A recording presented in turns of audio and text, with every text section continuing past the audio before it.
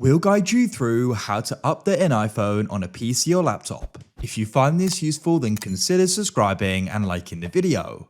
So this is convenient to do as you want to go and get the latest version of iOS for your iPhone, and we can do it using our computer. So make sure it is full guide as we guide you through how it's done. We do need to go and get an app by Apple on our computer. So you can go and press search at the bottom and you want to go and type in Microsoft Store. You'll probably go and get suggested it and you can go and click on it. Then once it loads, come to the top and click on the search.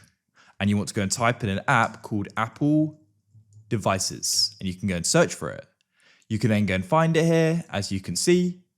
And where I've got the blue button which says open, you can go and click there and you can then go and get it downloaded and installed on your device.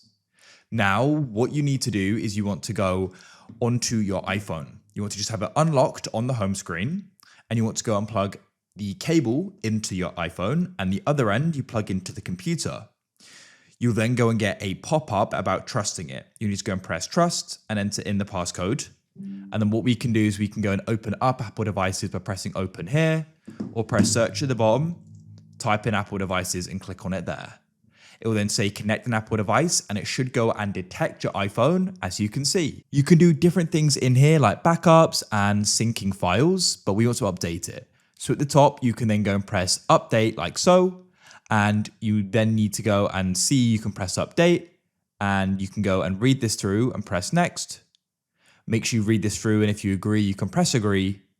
And I need to go and enter in the passcode and press continue. Now it's downloading and it will go and install it when it's complete. That's it.